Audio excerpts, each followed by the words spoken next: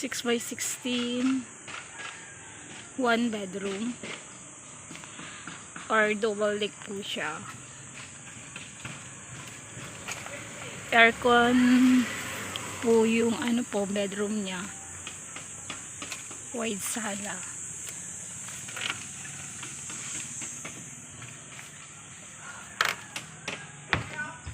Wide sala po siya. Treated po siya sa ano, sa gamot para sa anti-anay at anti-mukbok. Kasama po yung center table. Fully varnish. Yung varnish po niya is natural.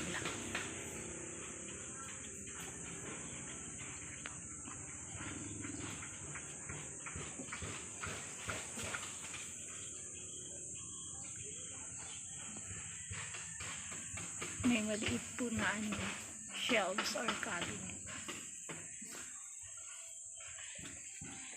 Ito po yung bedroom niya. Aircon bedroom type. Plywood ceiling po. Tsaka sliding attic window. Yung bed po niya makapal na plywood na rin.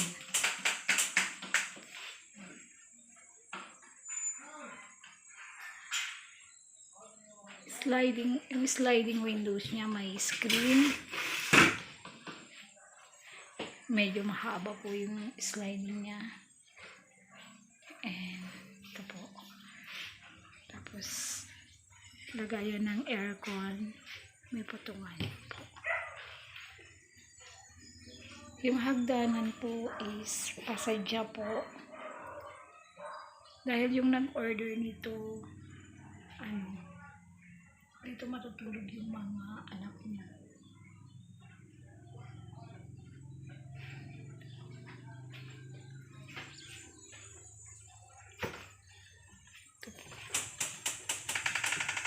Ito po yung plywood na sahig. Makapal po siya. Hanggang sa ilalim po yan. Sobrang kapal. Yan po.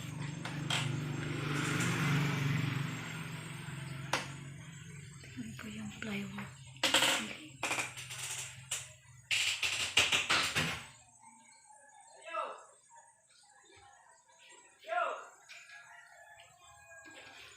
Ito po yung flooring ng bedroom. Yung plywood po na makapal.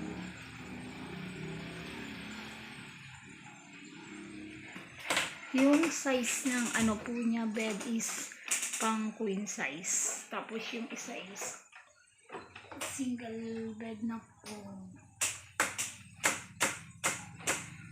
Sa living area or sa sala po is may pa ceiling. Yan po.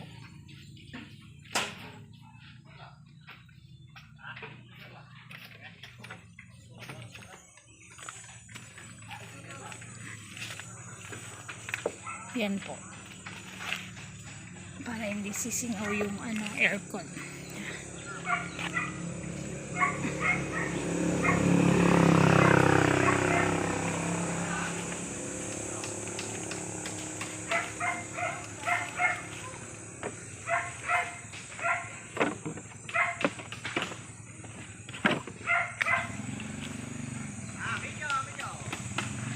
Yan po.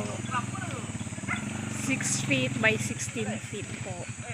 From poste to poste. Pagkasama po yung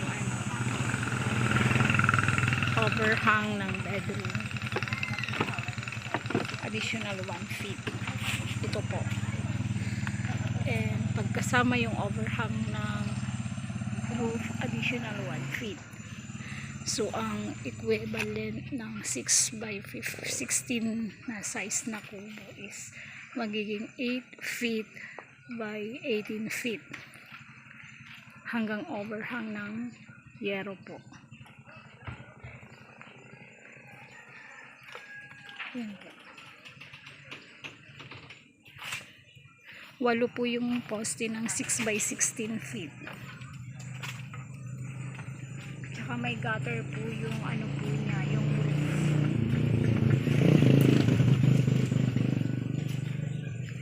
Yan po, may gutter.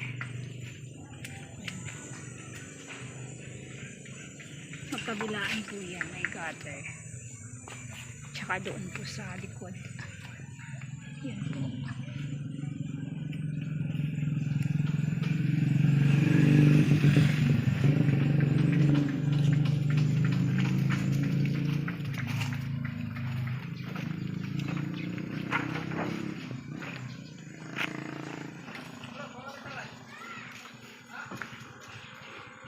Six by 16 size.